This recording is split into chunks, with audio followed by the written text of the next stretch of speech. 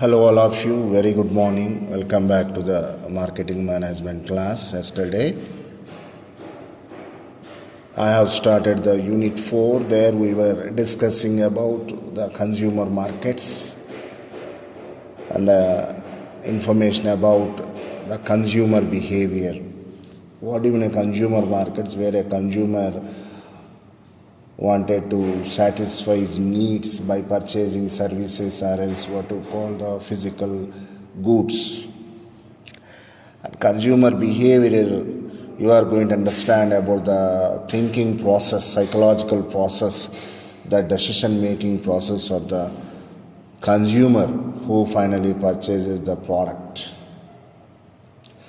And last, we discussed about the stages of consumer adoption process about the product. And today we are going to discuss the quite opposite information to that of consumer markets, which is nothing but the industrial markets. Industrial markets, business markets, or else organizational markets, one and the same. Under industrial markets, you find an industry, a company, an organization as a customer or as a consumer who wants to purchase services or as a products. For example, let us take an automobile company like Maruti Suzuki. Do you know Maruti Suzuki releases so many variety models of the cars? Do you know the main raw material required to manufacture a car is nothing but the iron sheets. So to have iron sheets, what is required, they need to depend on one more organization where you can have what you call the manufacturing of the iron sheets. Then the Maruti Suzuki is going to purchase those products, those items from that what you call the particular company. Then what you call that activity is known as the industrial marketing. So under industrial market, the customers are going to be the companies, and as well as the sellers are also going to be the what you call the companies or else the organizations. So under industrial market, you will be generally finding these three things. One is industrial marketing. So industrial marketing is nothing but just like our consumer marketing. The products awareness will be created through the advertisement, through the mouth-to-mouth information, through other aids of information. Yes, these kinds of raw material is available. These kinds of what we call overhauling services are required. Repairing services are required from XYZ organizations. So under industrial buying, you will be observing purchasing of the products or services by the companies. Those whichever purchases are nothing but the companies itself. So here, let us see what is industrial marketing. So industrial marketing is the marketing of goods and services to the industrial customers. So here industrial customers means most of the times companies itself. So a beverage company need to depend upon a transportation company to transport its manufactured goods to various locations. Right? An aviation company need to depend on what you call petrochemical company in order to have the fuels to their what you call fleet of aeroplanes. So these are all nothing but industrial purchases. So what an industrial buying? Industrial buying is a decision-making process by which formal organizations establish the need to purchase products and identify, evaluate, and choose among alternative brands and suppliers. So in industrial buying, most of the times, the companies who wants to purchase the raw material in order to finish their products are going to have the alternative brands for cheaper price with more valid services.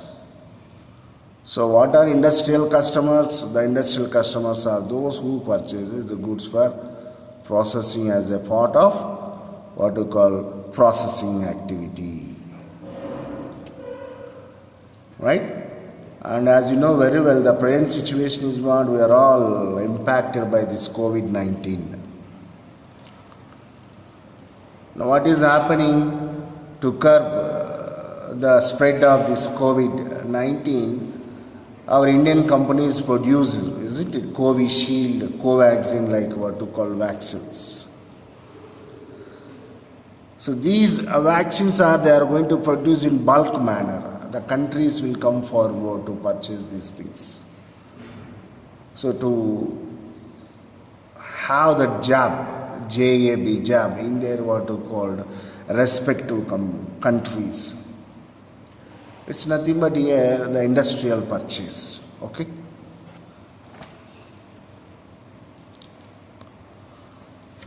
Now after discussing industrial market or as organizational market, now we are going to discuss about the types of the industrial markets or organizational markets. So generally there are 4 types are there. One is reseller markets, one more is government market, the institutional market, agricultural market. So what is a market? A market is a physical existence, a geographical place where actually exchange of goods and services will be taken place for considerable worth of the monetary terms. Understand? So under reseller markets, what happens? The companies are going to purchase the products, raw material, in a condition that again the producer products will be reused to the same company. And those produced products again will be sold to those companies whichever supply the raw material. So what we call that, the first activity is going to be sales, again reselling activities taking place. So what you call such a kind of market as the reseller markets. Generally you find the reseller kind of market in the paper industries. So to manufacture a paper, what is required besides bamboos, all these what you call items, they require chemicals also. So to process all this what you call bamboos, again this paper will be resold to the same companies which are what you call supply that same chemical. So what you call this kind of market as the reseller type of market. Government markets. Now under government markets, locally, state-wise, government itself open up the markets to purchase what you call the goods from the customers, industrial customers, and again it will be supplied back to the people. The best example is government e-market. The third kind is nothing but the institutional market. Institutional markets are nothing but the colleges, schools, church, mosques, isn't it, temples. So they are going to purchase few kinds of products in bulk manner for using their what to call the activity purposes. So what to call such a kind of market, the institutional market. The agriculture market, it's a very, as for the present situation is concerned, most of the youth are focusing on the agriculture market. Many of them going back to the ages and they again started, cultivation activities. So in the agriculture market, the agriculture produce will be purchased. Different types of agriculture produce are there, like most of the types, isn't it? So such a way what happens, these are going to be different types of markets. Now let us see here, so under reseller market, what is happening? It consists of all individuals and organizations that acquire goods for the purpose of reselling them to others for a profit. Now what do you say here? Resellers buy products. So generally what is happening? Wholesalers and retailers will be doing the same kind of activity. Okay.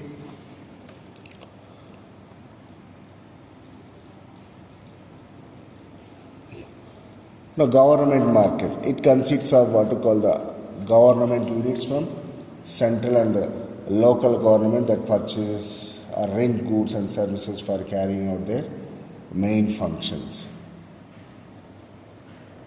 The institutional markets like hotels, hospitals, schools, colleges, other institutions, goods and services. So agricultural market, here what do you find? Agri-produce like food, grains, commercial crops, plantation, crops, etc. So these are the various types of organizational markets or as the industrial markets. Now we discuss what are the differences between organizational markets and as well as the consumer markets. In terms of the size, let us consider. Usually industrial consumers are few in number but purchase larger volumes on a repeat basis. What is the meaning of this? If you compare the consumer markets with that of the organizational markets, here the organizational purchases are going to be huge in number but less in number. Huge in number in terms of values are concerned, but the number of industrial customers are concerned are going to be very, very less. The geographical concentration. The geographic concentration. So industrial consumers tend to concentrate in specific areas, especially urban areas. Most of the times you find that the industrial consumers will be situated in the developed areas, most of the time in the city regions, urban regions, is it?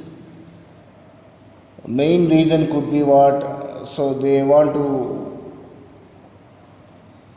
to save from what we call the transportation expenditure. So whenever the production activities takes place, if they are very much nearer to the city conditions where they could find more number of consumers, the selling of what we call the goods are going to be very, very easy. So hence, most of the times, the industrial markets one can find situated in the cities, I mean to say urban areas. Competition. So industrial organizations are more directly involved in international purchasing. So the best example is, let us take the present situation again. As you know very well, day by day the petrol rates have been upshooting. And our India is the third nation which uses more petrol reserves than any other nation in the world. So now what is the latest strategy is going to be? So we are started depending upon one more country by name Guyana, which is a South American country, to have that petrol resources. Isn't it? Earlier we used to have more dependence on the Middle East countries. So what are government organizations generally which acquire these all petrol reserves, like HPCL is there, Hindustan Petroleum Corporation Limited, and IOC, Indian Oil Corporation, understand? So these parties are now started, looking for other alternatives. So these resources are available in different nations. So what do you call this? You call this one as international purchasing. So like that, if you consider the organizational as well as the consumer markets, size, geographic concentration and as well as the competition comes under market characteristics. Now next we discuss about the product characteristics. In industrial markets, products are purchased as component parts of other products. More emphasis is given to the technical aspects of the product. Purchases of the industrial products are usually governed by customer specifications. Generally, the industrial purchases, whatever they purchase, they are not going to purchase the products with full form. They purchase most of the time the raw material or else the subcomponents of the product. So for a fan, electrical items are required. So electrical items are going to be the subcomponents. Okay, for a bike, batteries are required. So battery is going to be a subcomponent. Without fitting the battery, the bike cannot be sold into the market. So what to call these the product characteristics. So most of the time the industrial purchases are of what type of purchase they do, component parts. Buyer characteristics. Now, typical consumer buyers have little knowledge of the product they purchases, as contrasted with the industrial buyers who are professionally and technically trained. Many industrial purchases involve large sums of money. Technically complex products and decisions to purchase take longer and involve several people. If you go to Tamil Nadu, that one reason is there near to what you call Ranipet, all this locality. This you are calling as what you call the South Indian leather belt. There you see small companies which produces leather products. Anyone can observe over there that the buyers are coming from different nations, from Germany, from USA, from famous leather footwear manufacturers like what you call Adidas is there, Puma is there. They come to these areas, they specifically test the quality of the leather, they give the specifications, and then they are going to have the products to their nation. I mean to say here, generally the industrial buyers will have much more knowledge about the product rather than the consumer which does the purchasing activities in the consumer markets. Understand? So they will be appointed specialists as what we call the industrial buyers, because the quality of the raw material only can lead to have the quality product also finally.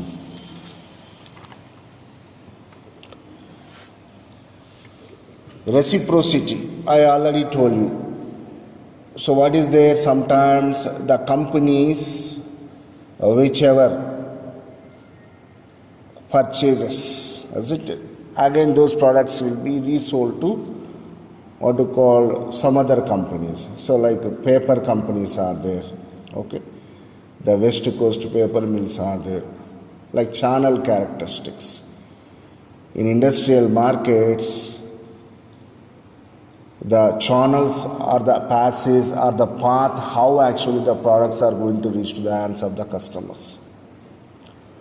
Most of the times are going to be direct, where the buyers directly go to the producers, then and there only they are selecting the raw material. Like I told you, from Germany, from USA, the buyers will come and test the quality of the leather, and based upon that they give the specifications in the Chennai and near to Bengal, some other areas regarding their leather products are concerned. Okay. Now what are the next promotional characteristics? So personal selling is a dominant mode of the promotion in industrial markets. Advertising may only be used to lay foundation for personal selling. Sales people act as consultants. So just like consumer markets, here the promotional characteristics portrayed what the sales people, they are acting as a consultant. The people will come to the companies which are in need of the raw material, directly they are going to explain about the products. The next one is the price. Generally in the consumer markets, the customers are going to be very much price sensitive. They are going to purchase the products if the prices are of cheaper. But in the industrial products purchase, most of the time the companies will focusing on the quality of the raw material. So they won't give much importance for the price. So they actually focuses on the what you called delivery, service and technical support. Okay. The final one is the demand. What do you mean demand? Demand is nothing but the number of people or the customers who are willing to purchase your product, willing to have the services, isn't it? Generally, the industrial products are concerned, the demand is going to be derived demand. So, what do you mean derived demand here? The best example is cloth manufacturers. So, when the cloth sales are going to be used, what is the meaning of that? They are going to have the purchase of what you call the cotton more to make cloth. Same way, one more nature of the demand is here is nothing but inelastic in organizational markets. That means the small adjustments, the small ups and downs of the demand is not at all going to affect the industrial products. Best example is small drop in the price of the leather will not cause the shoe manufacturers to buy more leather unless it results in lower shoe prices. That in turn would increase customer demand for shoes. Okay. So these are the things. So what we learned about the demand. The next one is the promotional characteristics, the price, reciprocity, channel characteristics, product characteristics, buyer characteristics, market characteristics, right?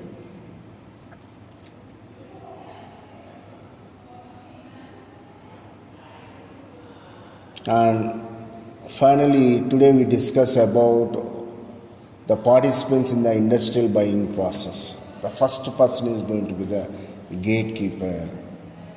So these are the person through which actually orders would be received by the company.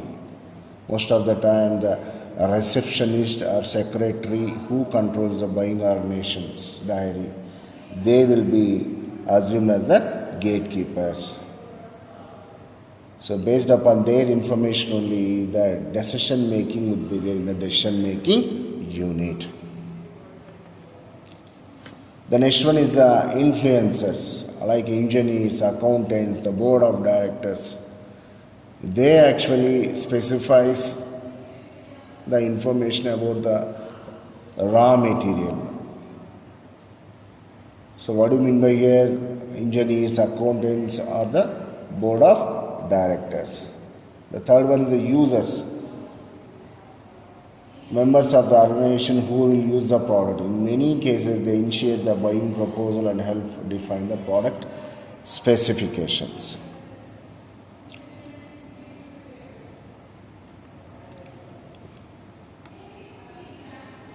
Fourth type are buyers. So these people having the formal authority to select the supplier and arrange the terms of the purchase. Generally price, delivery time, mode of the delivery. Deciders, decision makers. So these are the people who have formal or informal power to select or approve the final suppliers.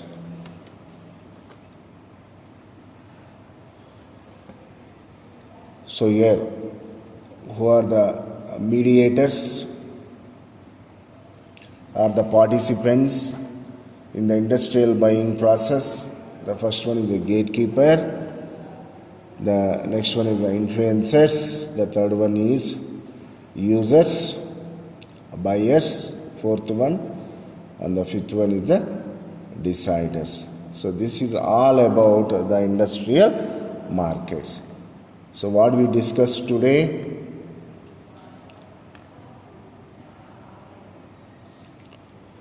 so today we came to know about industrial markets, like industrial marketing, industrial buying, industrial customers, the types of organizational markets, reseller markets, government markets, institutional markets, and agriculture markets.